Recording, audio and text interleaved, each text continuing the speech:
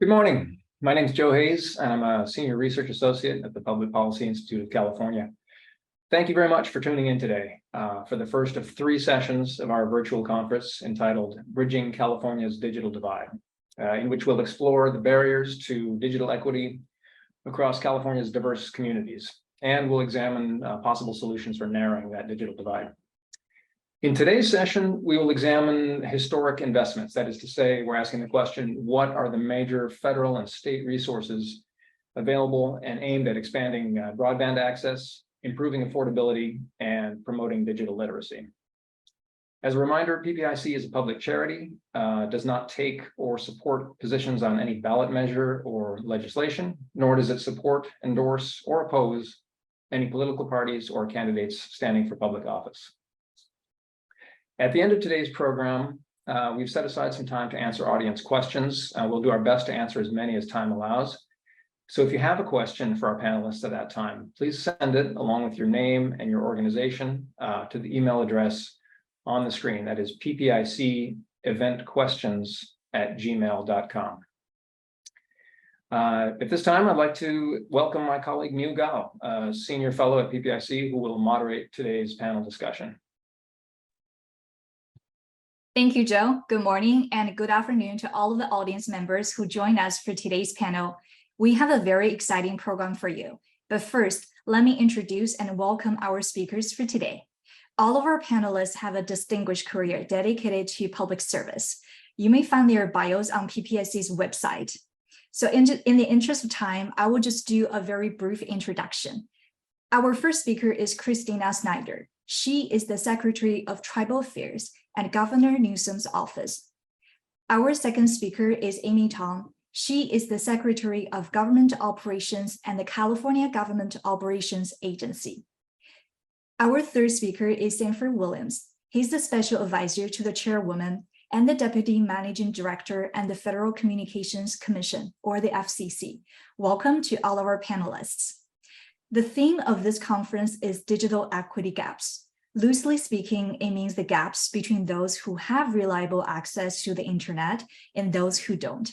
So let's start today's conversation by talking about the status of the digital equity gaps from a national, state, and tribal perspective. So to all of our panelists, can you talk a little bit about which communities do not have access to broadband and why do they lack access? Maybe we can start from Sanford and then goes to Amy and also Christina. Sure. Thank you very much for having me. I appreciate the time and energy y'all put into doing this, and I'm very pleased to be a part of it. Thank you to my fellow panelists for being here. I think off the top, we have issues nationwide with access, availability, and affordability. And as with many issues, the communities that are most affected are the economically disadvantaged, people of color, the elderly, tribal nations, and people with disabilities. Christina, do you want me to go next or do you want to go first? I'll jump in just so that I can get my tribal thing out of the way, and then you can cover kind of the rest of the populations. So obviously my focus here in California is on tribal nations throughout California. We've got 109 federally recognized tribes, which each represent different islanded jurisdictions for folks who don't have any familiarity with how tribal governments work, how federal trust lands work within the United States. And that represents about roughly 20% of the tribes throughout the entire country. So we have quite a bit of, tribes and also jurisdictions here. So in California specifically, tribes tend to be underserved by, for digital equity, for broadband access, partially because infrastructure has not been developed out to tribal communities in a way that's been equitable historically. Tribes are situated, as I mentioned, on federal trust lands. And so again, state services, state access, state resources oftentimes has been built out right up to the border of a tribal nation and then just completely stops or goes around because of differences in laws, differences in regulations, differences in federal authority versus state authority in certain places. So when we talk about digital equity for tribal nations, we're talking about 109 different types of problems because each tribe has a different type of situation. So some have a very large on-reservation population, some have a very large elder population on the reservation. So we're talking about even digital literacy as a problem. And for the most part, we're talking about just generally the overlapped layers of being situated in rural locations. So also kind of lack of investment because lower population density generally. And then also just, historic kind of entropy, for lack of a better word, where, we have a lot of issues of just, we don't even have energy to get broadband out there. So I think that's what we're thinking about when we're talking about lack of equity for tribal communities in California, which is, kind of a big and separate beast from a lot of the issues that many of us think about on a daily basis. Amy? Yeah, no, between Christina and Sanford, I think I'll just add on that. Everything they talked about, it's not something that we've known for a while, but I think it just, it's exacerbated during the COVID time on how those impact or the digital divide impact are impacting these communities. In the state of California, where I'm responsible to looking at what can we do through the California's Broadband for All action plan, as well as the historic investment that the legislature and the administration have put together with the support from the federal government to really build infrastructure, as Christina mentioned, that's necessary, that go all the way to the rural community, including many of the tribal region, as well as we also call the urban desert, right? Just because that folks are living in a city doesn't mean they have either affordable or high-speed internet. And so to me, the digital divide is multifaceted. One is the infrastructure that is needed to bring those connectivity there. Two is the affordability of people that could actually, subscribe to those services. Third is the digital literacy. And you might have the service, you might have an affordable service, but then how do you help individuals that have not been, in the past, equitably access to that? How do you actually utilize that service now that it's there? So to me, it is infrastructure, affordability, as well as accessibility and the literacy aspect of it. Mm-hmm. So in our research, we found that, as Amy, you've mentioned, people are generally aware of the digital equity gaps, but they also tend to underestimate the nature and also the scale of the gaps. So thank you to all the panelists for giving us the context for the rest of today's conversations. So you talked about several important barriers to digital equity, including lack of infrastructure, affordability, and also the digital literacy. So what major investments are being made available to remove those barriers to digital equity from a national, state, and also tribal perspective? Sanford, you want to go from the national level? Sure, I can start off. So quite a bit. Nationally, we have a few things. First, in the IIJA, the Infrastructure and Investment Act by Congress in November 2021, they provided about, I think, $65 billion for infrastructure support. 14.2 billion went to the FCC for the ACP, the Affordable Connectivity Program. And that's a program that provides a benefit of $30 a month to eligible households and $75 per month to folks on tribal lands, and also gives money towards eligible households for providing a discount for laptops, desktop computers, or what have you. We also have ACP outreach grants, where we've given millions of dollars to folks on the ground in the communities to let people become aware of the ACP program. And that's a huge investment, has been very helpful. We also have the Emergency Connectivity Fund, which is a $7.17 billion. When I say these amounts, staggers my mind, but $7.17 billion to help fund schools and libraries to help close the homework gap. And then finally, the biggest portion of the IIJA investment in broadband was $42.45 billion given to NTIA, the National Telecommunications and Information Administration, under the BEAD program, lots of acronyms, Broadband Equity and Access and Deployment Program, for states to have and take the money, apply for the grants, get the $42 billion and build up the infrastructure. So nationally, the biggest investments are the ACP, the ECF, Emergency Connectivity Fund, and the BEAD program, the Broadband Equity Access and Deployment programs, which I think have been very helpful and useful. Not enough, we need to do more, but on the national level, those are the big national investments. Yeah, and I think a lot of what we're seeing in California is that we're getting a big chunk of those big opportunities. So the BEAD, which I was actually just looking up what it actually stands for, because I have so many in my head for this presentation. We just were awarded $1.8 billion in California, which is amazing. And are in the process of putting together that 5-year action plan right now. We've been kind of going throughout the state into tribal communities to make sure that tribes are equitably included within anything that happens and that rolls out. But the feds have also been just incredibly helpful in ensuring that there is funding that goes directly to tribal nations. One of the big programs that has come out of NTIA and the federal government is the Tribal Broadband Connectivity Program, which is funding tribes to be able to deploy their own infrastructure, do their own planning, create basically their own networks in places that are underinvested. So currently, there's been 162 million awarded to California tribal nations. And that sounds like a lot, but again, as I mentioned, 109 federally recognized tribes in the state, 109 islands basically for broadband, with also not any middle mile built out yet, because it's in the process. And I think Amy's going to talk about that. But, you know, that's about a couple dozen tribes that have been awarded historic levels of funding to be able to access these programs and to rebuild community and to bring people home, which is a whole other historical issue.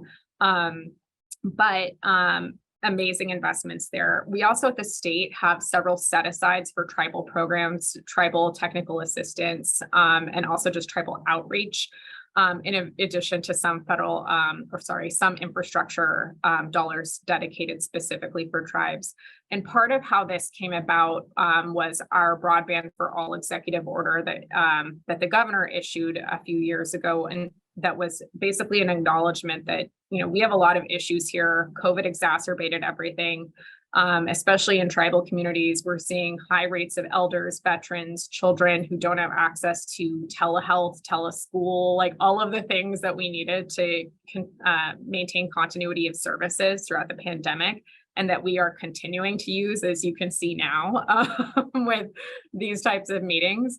And so in each of those programs, it was incredibly important for the administration to ensure that tribes were included in a meaningful way so that they could access funding for things like the California Tribal Technical Assistance Grant Program that the PUC currently administers, a set aside for local agency technical assistance, planning grants, infrastructure funding, and then eligibility eventually for the last mile build out loan loss reserve program.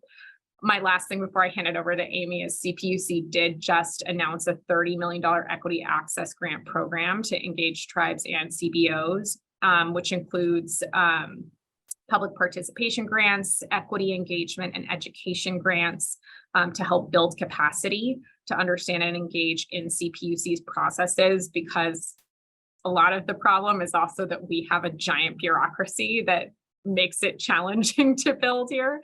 And then also clean energy access grants that will also create some of those, the infrastructure around the ability to build out. So I'll hand it over to Amy for some of our bigger scaled resources that we've created here. Thank you, Christina. I think what maybe Niu, I can take a slightly different angle. I mean, you heard about the historic dollar amount investment, right? All the alphabets that Sanford mentioned, all of the technical assistance program that Christina mentioned specifically for tribal. But what does it really mean for folks, and I'm speaking to more of Californian, looking at, hey, to when, to how, like that I would see connectivity in my home, right? And I think that's where through the Broadband for All action plan, which Christina and I, gosh, Christina, what year was that? Was it 21 or 2020? 2020, I think. 2020, right? In the middle of pandemic, right? That the EO came out and we crafted the action plan with the California Broadband Council to say, you know what, we just need to get this done. But really boils down to is what is the end users going to be experiencing in the end of this? So if you put all of those historic dollar amount investment, what action it requires to so that what impact it would have, think about this way. Historic investment on building the middle mile, which in layman's term, I call it a digital highway, right? You need to have that as your back-end infrastructure. Historic investment on both federal and state level on the last mile, which I call it in layman's term, the local street. You have a digital highway, you exit to the local street, and then the local street take you to a community, to a particular household, right?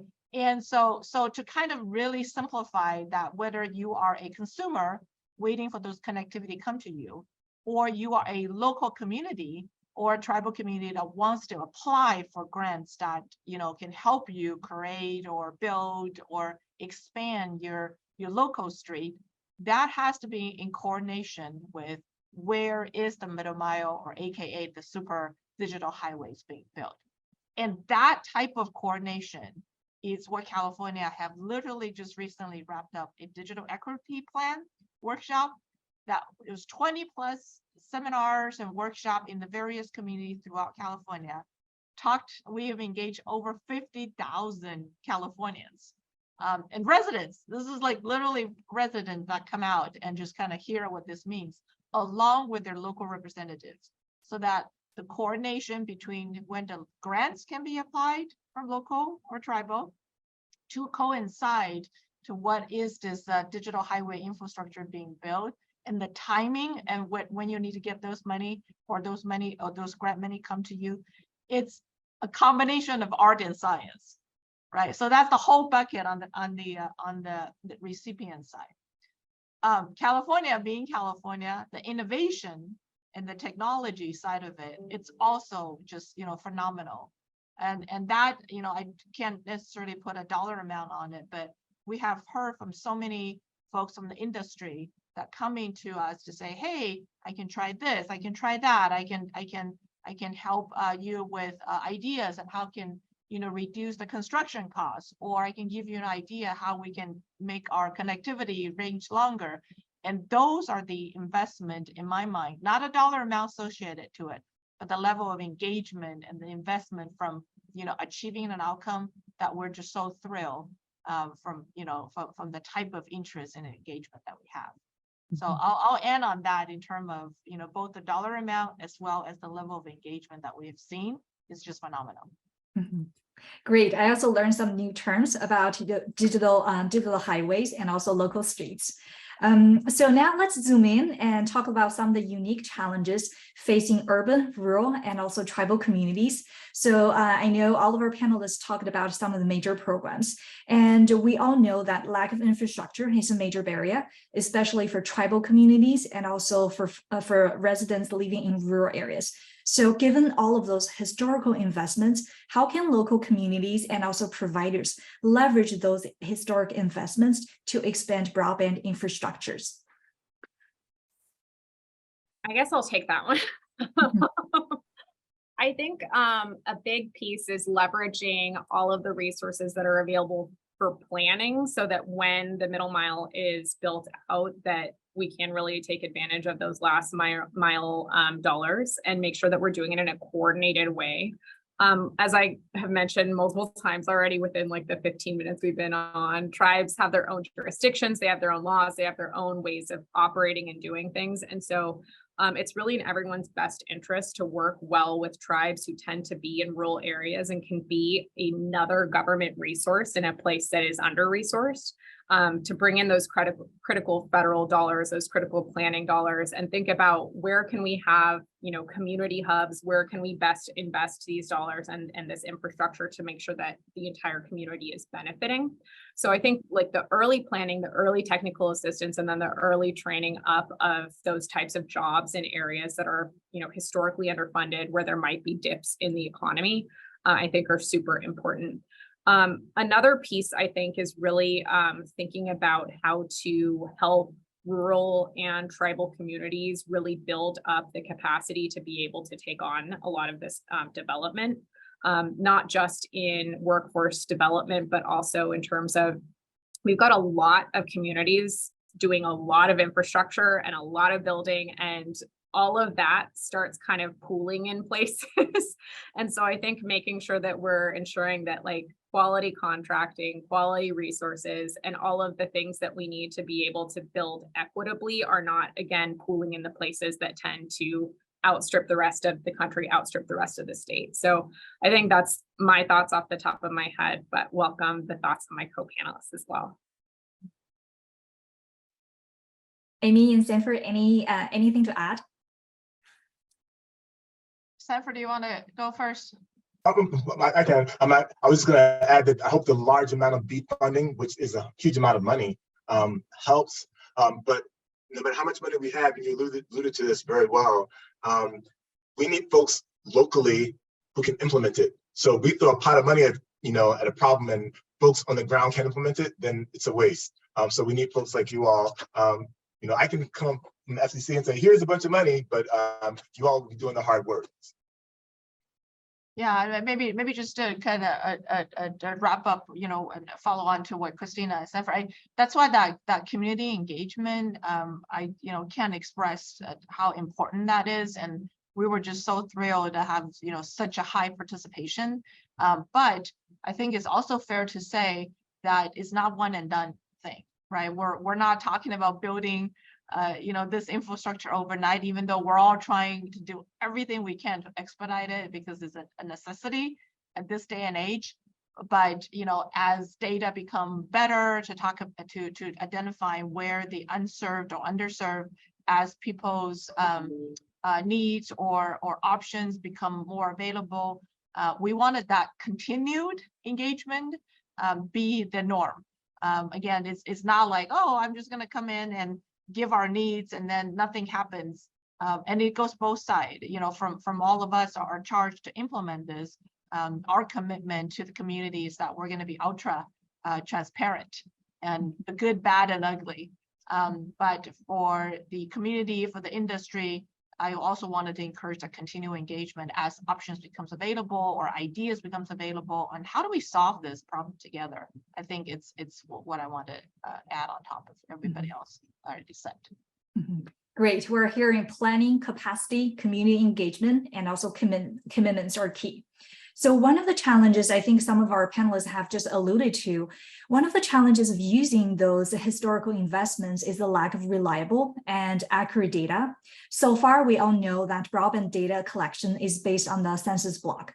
So if one home in a block can get broadband service, then the entire area is being considered served. So what is being done to improve the quality of those data so we can make sure that the investments are going into communities that are actually in need of those investments? Maybe we can start from Sanford. Yeah, I was going to say, I guess I should step in. The FCC has a national broadband map. And actually, if you go on our website, I'm going to say finally, but you can type in your address and find out if you have broadband access, wherever address you are, wherever address you put in. So that's a huge improvement from the past. We did this recently. We had a proceeding where we asked folks to give us information, and then we take information from the ISPs, internet service providers, mapped it out, and said, this is the broadband map. After we put the map out, we asked for comments from folks, consumers, broadband providers, states, and we've got tons of comments to let us know, wait, you're mistaken. As you mentioned in the question, great question. It seems like there's broadband in one place but not another, and the census box is inaccurate. So it's a work in progress. NTIA and giving out the money through the BEAD program is using those maps to figure out who gets the money. So that's why they're especially important. And we're working again on trying to make those maps as reliable as possible. But again, I hate to just deflect responsibility, but in terms of looking at maps and finding out where broadband is offered, we need information from folks in the community because we can't be everywhere. We rely on ISPs, and if ISPs don't give us, and not that they would do it, on purpose, but if for whatever reason they don't have a robust enough depiction of where they have broadband offered, then we don't have an accurate map. So the process we have now, where you can even now go online, find out if you have broadband offered, find out if there's a mistake, and then let us know. We're refining that, and hopefully that process will lead to a point where we have a broadband map that actually reflects where broadband is being offered nationwide. Amy and Christina, anything to add? I can add on that. We were just very encouraged to see that the new FCC maps shift from the census tract to more of a local based, if that's the appropriate term for mapping. And to Sanford's point, right? And this is what the collaboration I mentioned earlier. It does need to be very precise, get to the local level. That's why those 50,000 Californian and the 20 plus, just session and still going to get input. It's exactly to the effort to continue to update the map. Now, and again, I think data accuracy, it's a huge part of identifying priority to where the funding would go, because we know we're never going to have enough funding to cover, the sheer size of what we're dealing with. But the more accurate the data, the better the investment can be made. And that's why this level of input, collaboration from locals to update the data accuracy is very, very important. I think this is where I'll bring up the concept of data sovereignty and some of the historical distrust of tribes, generally of the federal and state governments, and especially local governments. And so I totally agree. And I think this has been a huge part of NTIA's messaging generally about how all of this data needs to get collected in order for us to have, better accuracy, better resource, better deployment.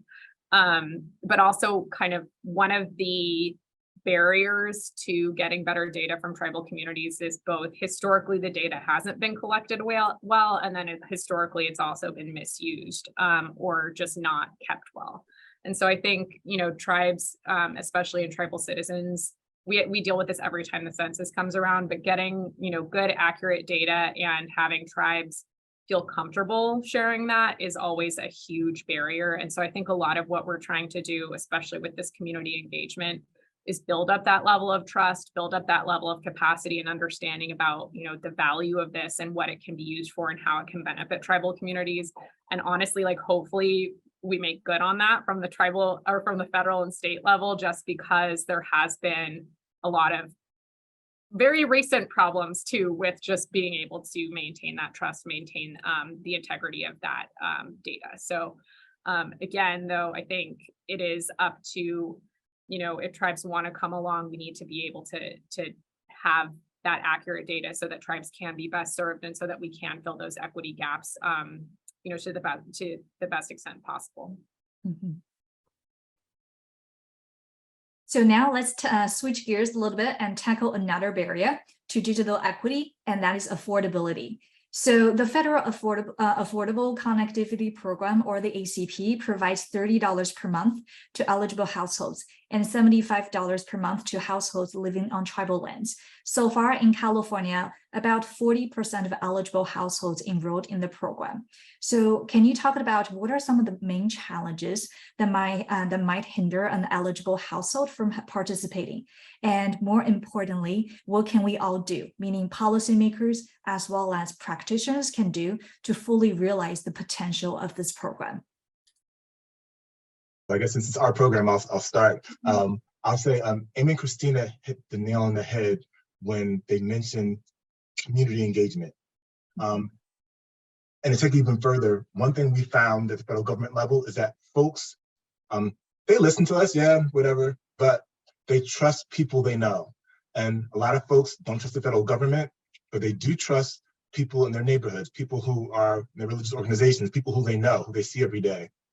So in order for us to be effective with the ACP, and we've done this with our community outreach grant programs, we take the money, give it to folks who are on the ground who people trust, and let them go out and go forward. So I think the biggest thing for us, or from my perspective, speaking for the FCC, I guess, is that we get community organizations and community groups involved to help push the message out.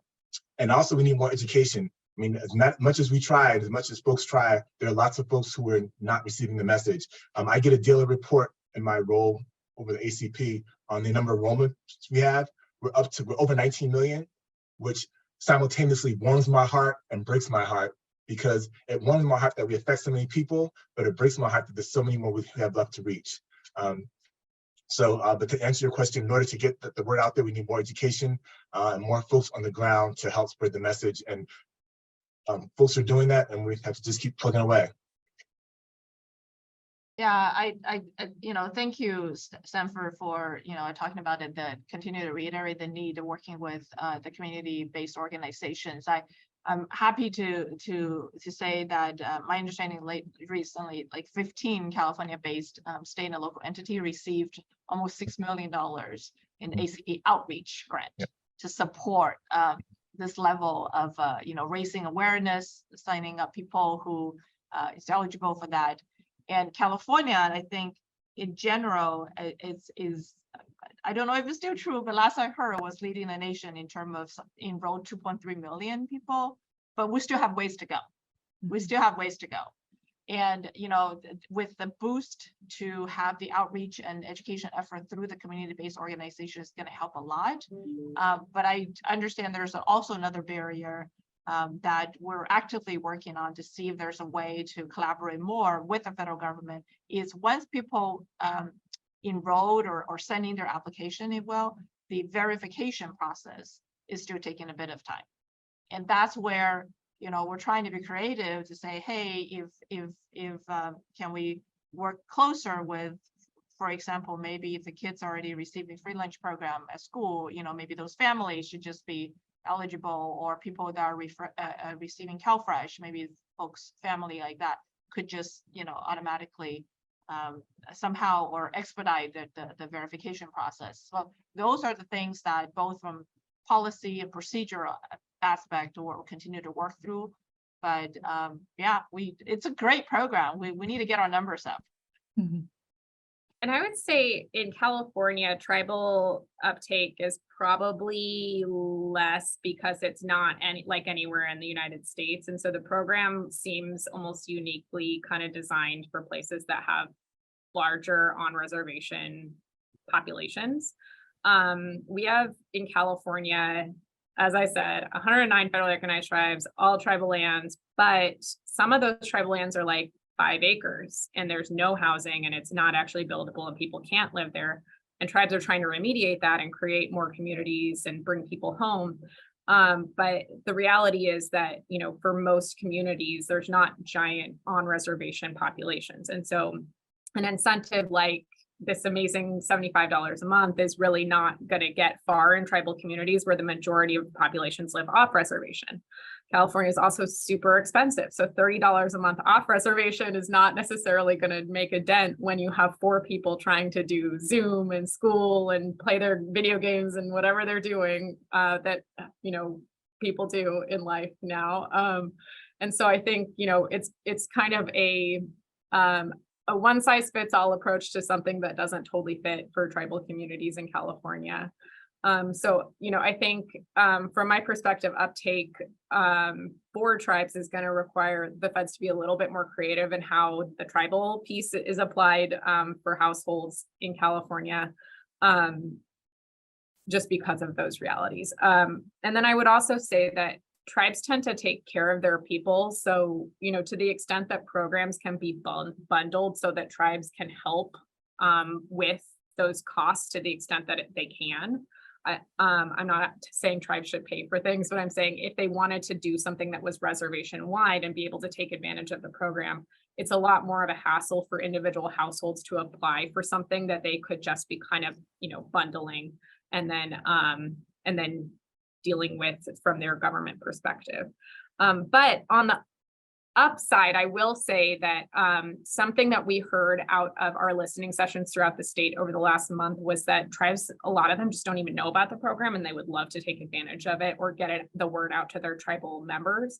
And so what we're thinking about is how to get more resources and more capacity to tribal TANF programs, ICWA programs where, CDSS is already administering them, as Amy mentioned, just to make sure that we can, where people are already eligible for other programs, we can just help them walk through this process. And Sunny Wright McPeak from the California Emerging Technology Fund has also been really helpful in giving tribes the resources they need to actually walk through all of those steps, because it can be daunting for people who are already filling out a lot of paperwork. Mm-hmm. The bureaucracy is real. Mm-hmm.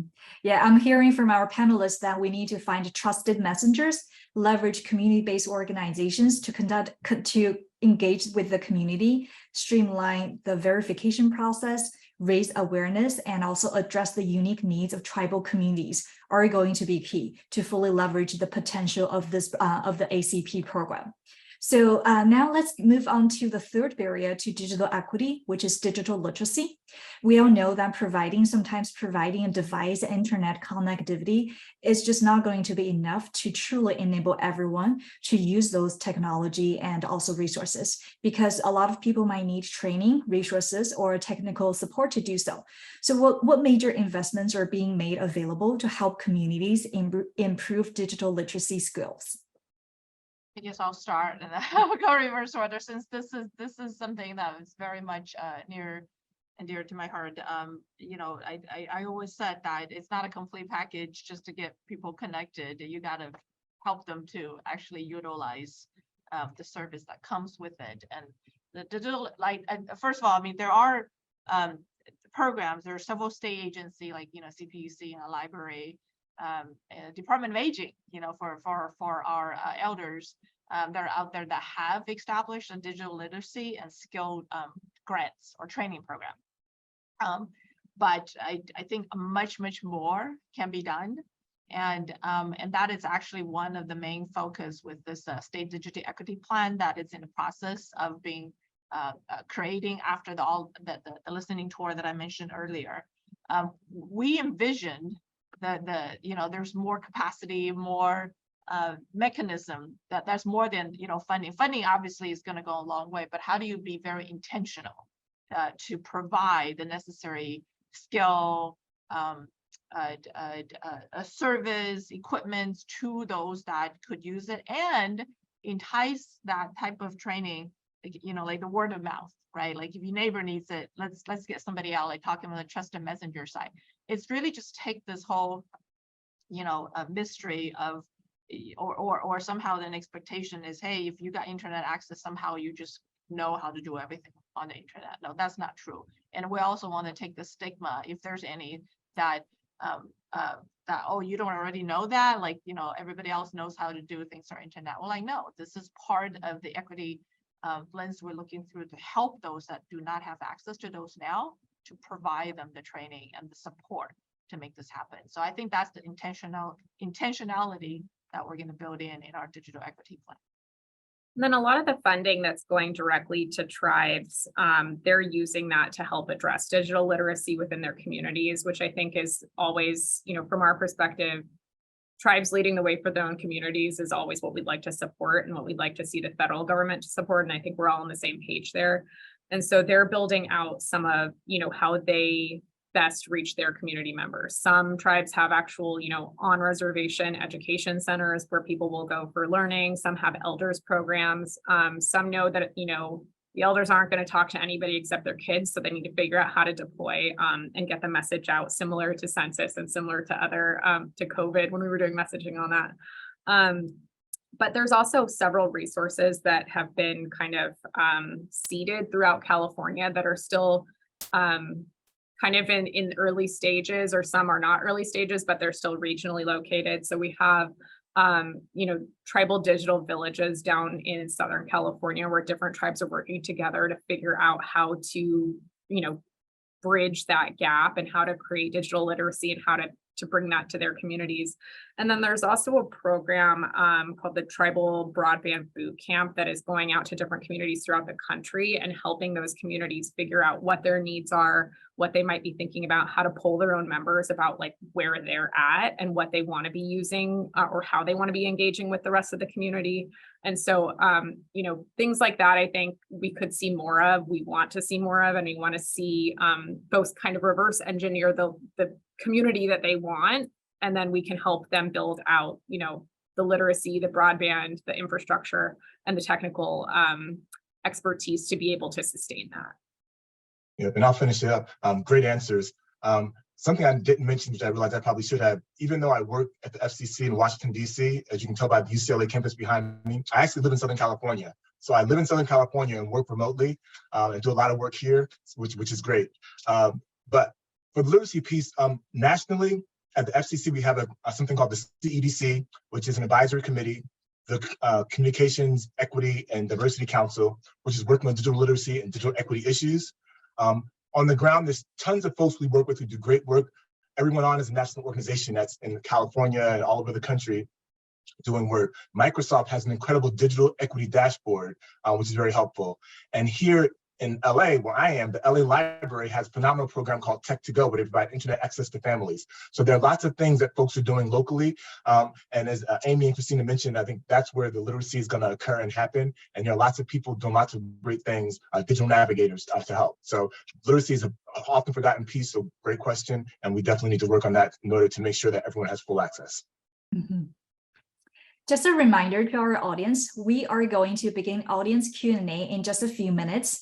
There's still time to submit your questions. Please send them to the email address on the screen, that is ppiceventquestions@gmail.com, and include your name and also organization in the email. So far, we covered a lot of the major investments, from infrastructure to affordability to digital literacy. From your perspective, what is the role of federal, state, and tribal governments in eliminating the digital equity gaps? What does a coordinated effort look like to you? So maybe we can start from Sanford. I think what we started to do now with the pandemic, it kind of forced us, to work together. I think collaboration, working on each level to use the resources we have to provide access to everyone. I've often said, and the chairwoman, Jessica Rosenworth with the FCC, has said frequently, broadband should be a utility. The same way you go to an apartment, you have water, you have lights, you should have broadband. And hopefully we'll get to that point one day. But in order to get to that point, we need to work together in a coordinated fashion. And folks in DC don't often listen to other folks, but in areas like this, we especially need to. So working in a collaborative fashion is the best way and the only way we're going to get there. Mm-hmm. Now, talk about that from the state and then the tribal. I think we heard a lot about collaboration. I would take it a step further, is simplification. To get people from A through Z, all the alphabet that is in the middle. And Christina, I'm sure we alluded to, like, the technical assistant program to any community, especially the local. I think it's going to go a long way.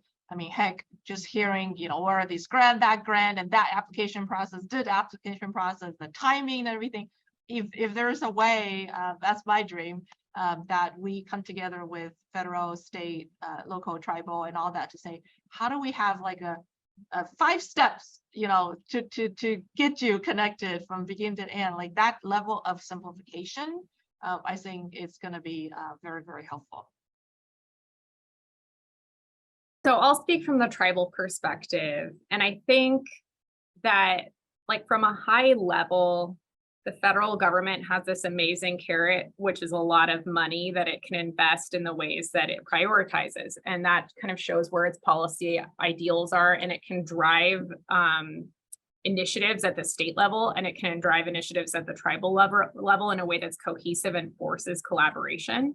And so I think from the federal perspective, that is like the biggest role, is to create that big carrot for people to aim for, with some, obvious boundaries, so that we're not all stepping on each other, and that we're all doing this in a coordinated fashion. That, again, I think the first time ever in the history of the United States is prioritizing equity in underserved populations.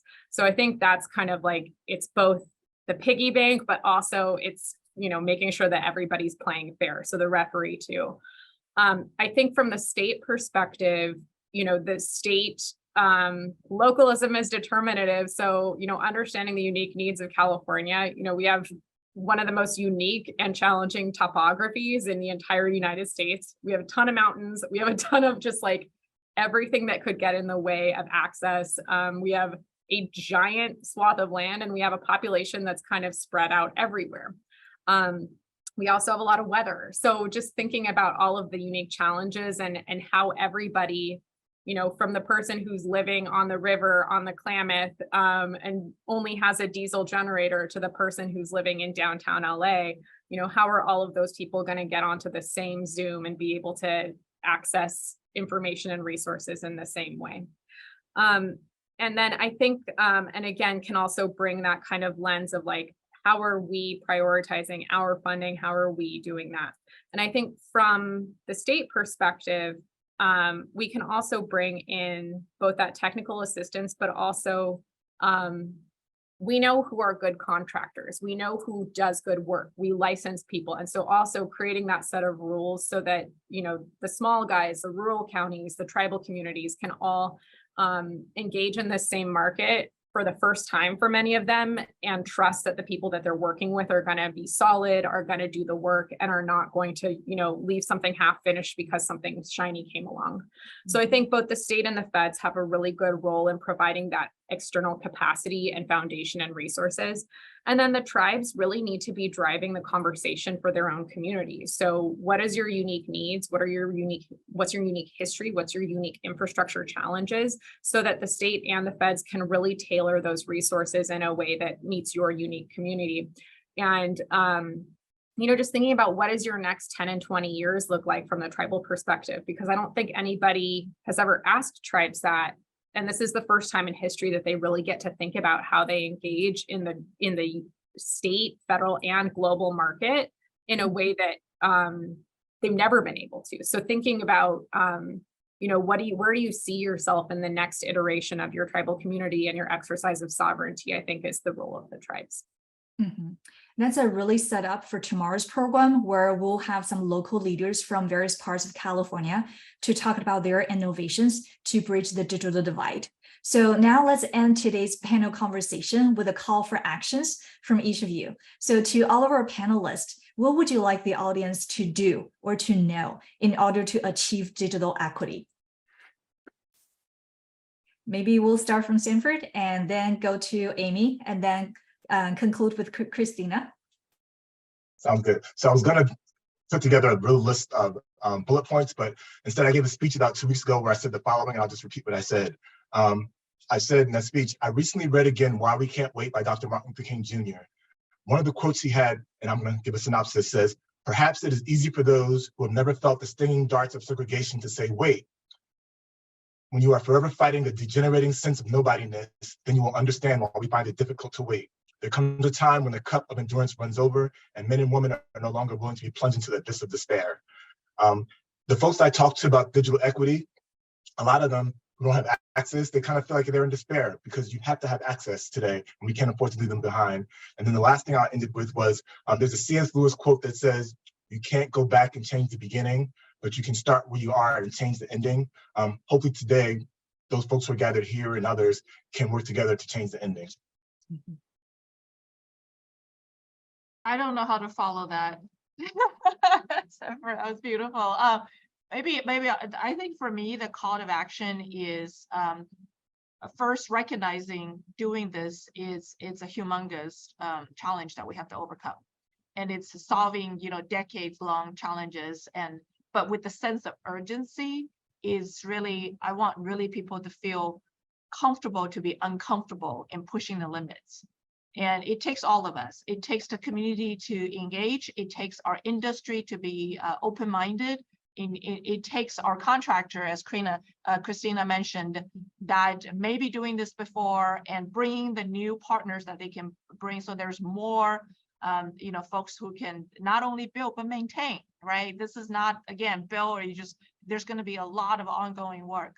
And where we can do in each one of our role to make sure that we have a same goal in mind is that this is a necessity of service that need to be provided to every resident of that we want to support here. So it takes people to push the limit, to really, really think outside the box to achieve that level of urgency and efficiency that we are looking for to get this done. And I will say that in my experience doing this job, and it has been about a little over 5.5 years now, I think the primary role of my job is to work on a government to government basis with community and to think about what they're asking of us, understand their needs, and then translate that on the state side to government speak and how we can potentially meet them halfway if possible. And I think what I've seen with a lot of the programs that I've been a part of is that tribes have been so used to deprivation and being held back that they don't even know necessarily what they can ask for and what the realm of possibility is in terms of moving forward. And so I would say as we're moving forward toward equitable access, as we're moving toward a California that is truly for all, where everywhere you could grow up anywhere in the state, regardless of jurisdiction, regardless of the area of the country, whether or the state, whether it's inland, whether it's near the coast, and you could all have an amazing experience, amazing opportunity, and all start at the same place so that you all have the same potential for growth. I think that we need to be more critically thinking about what can we offer tribes and what can we just basically give tribes as a buffet of resources. Like, this is what we can provide for you, without asking, how can I help? Because then you're putting it on the tribe to think about how you can help when they're not used to having help, and when they might not even know what help you can or are willing to offer. And so I think, again, as you think about how you can address this, if you have something to give it freely and be flexible about what that looks like, because the challenges and the limitations have been real for so long that people might not even know what's possible, and people might not trust that it's sustainable. So be solid, be generous, and I think hopefully we can move forward with a California that really is for all. Mm-hmm. Yeah, that's a great way to end today's panel conversation. So now let's go ahead and answer some of the questions we've received from the audience. So the first audience question is from Howard Walensky, and my apologies if I mispronounce your name. So his question is, tribal gaming offers many resources. Could you describe how the allocation of these resources from tribal gaming is or could be impactful on the digital divide? So this is kind of a general question, but so I'll try to speak English when I answer, because it's a bit complicated, but each tribe itself has an agreement with the federal government, the National Indian Gaming Commission, about how tribal gaming resources are allocated within its own community. So some tribes in California have been incredibly successful with gaming, which has only been around for, I should remind everybody, about 2 decades. And some tribes, the majority of tribes, have been less successful with tribal gaming resources. And so it really is something that has been a major boon, but also has increased and entrenched inequities within tribal communities in California. If you think about some of the tribes that are in Death Valley, for example, they are not benefiting from tribal gaming in the way that a tribe that might be right next to a population center is. And so in some ways, the tribes that have benefited from gaming, I can think of one in San Diego that's basically built out its entire network by itself because it's been so fortunate. That has been amazing. It's been a great resource for being able to build out its on-reservation community. And then there are programs, or not programs, the agreements with the state that allow for tribal Vegas style gaming do allow for this grant program that I oversee. It's a multi-million-dollar grant program called the Tribal Nation Grant Fund for tribes that have limited gaming or non-gaming.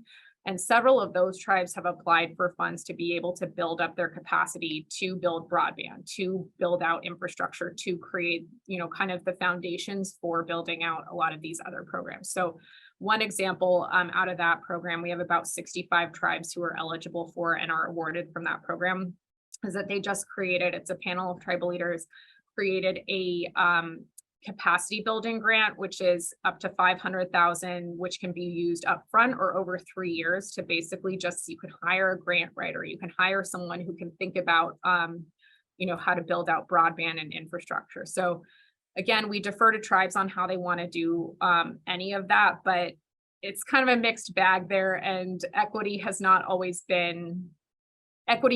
guaranteed because there has been that opportunity for tribes. Great. So the second question is from Carol Deniston in San Francisco. The question is, we understand that the BEAD program requires matching funds. Considering this, how can the private sector assist with California's expansion of broadband infrastructure? Sanford, do you want to say a few words before I? No, you can jump into. I guess it's more state, California. Yeah. I just in terms of the BEAD program requirement, there's any. So we, I feel like part of my job is to really seek different funding opportunities for our communities. So please reach out to me. I'm happy to hear or talk to you further about what public-private partnership look like. I would say that, you know, initially the private investment side of it wasn't really a forefront. It's, oh yeah, is that even an option? Because, you know, people don't know what this really means and what type of return on investment this would be. But I'm really glad that we've been getting more and more inquiry about what the private sector can help, you know, as a way of not only investing to the infrastructure, but really in turn is investing in the growth of the community. So yeah, reach out to me. I think my contacts is in here somewhere, but happy to chat further. And I would just say that I think the federal government could probably do a better job of mentioning that point, that private-public partnership is very important, because too often we just think myopically about what we're doing and not, you know, everything else. But private partnership is very, very instrumental in this process. Christina, anything to add? I guess the only thing I'll add is that we're constantly thinking about what this will look like in tribal communities. I also operate a separate thing called the California Truth and Healing Council, which is looking at how to address historical inequities. And we talk about matching public-private partnerships to help build out, you know, an equitable now and an equitable future based on historical injustices here in California. So I think, you know, to the extent that that is an area of focus, happy to have that conversation, because we have a few partner funds that will help with that as well. Mm-hmm. Great. So the last question, some areas of California have unique geographic challenges, such as Catalina Island, which is off the coast of Los Angeles. What opportunities can areas like these explore to meet their broadband access needs without placing a financial burden on their residents? I think you guys looking at me to take this one.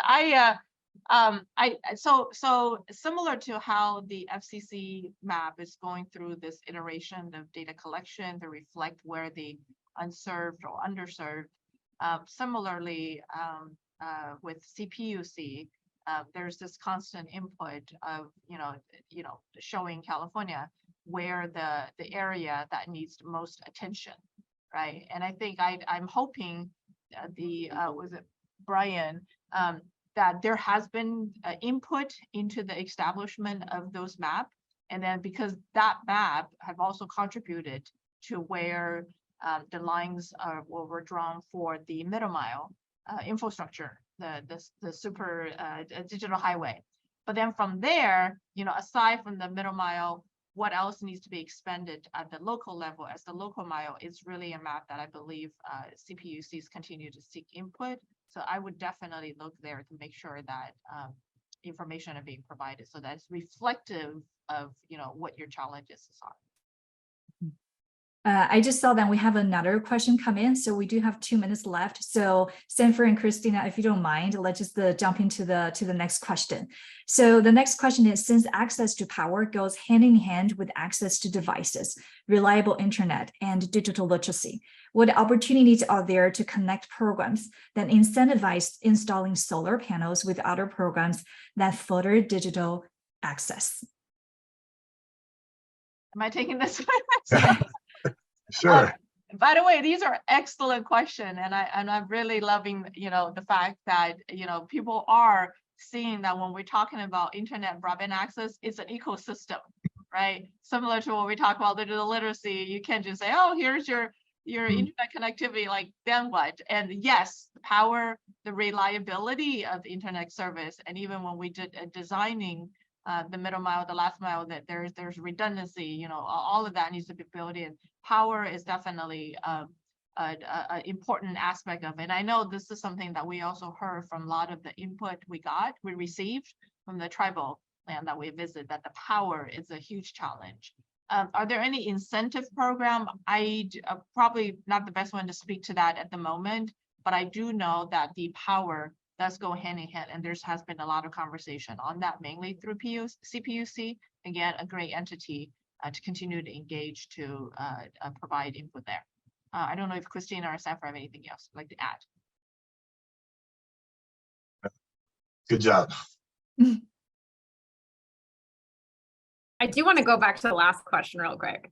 Yes, I please. think it's, again, and this was the question about areas that have challenging geographies, and so it makes it, it's going to cause rates to go up for residents. I think those are opportunities too to think about what else is there and what are the resources.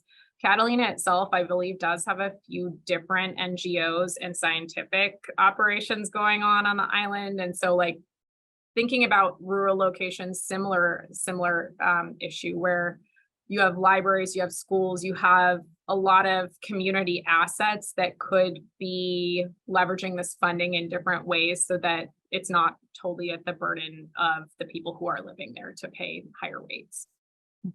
Great. Thank you to all of the audience members for their excellent questions. Good times fly by. We've reached the end of our program. I'd like to thank my colleague Joe and our panelists, Amy, Christina, and Sanford for joining us today. It was a fantastic discussion, and I particularly find it really inspiring. And thanks to all of you for joining us today online. If you pre-register for this event, you will receive a survey at the conclusion of our conference on Thursday. We would love it if you could just take a couple of minutes to complete the survey and let us know how we did. We hope you will join us for the next 2 sessions of our conference on Wednesday and Thursday of this week, also at 11 a.m. Pacific time. Today's panel really set the stage up for the rest of the conference program. On Wednesday, we will feature 3 local innovations throughout the state. And on Thursday, we'll talk about digital equity for education, healthcare, civic engagement, and the broader economy. We look forward to seeing you there. Once again, thank you for joining us. Please be safe and have a great afternoon.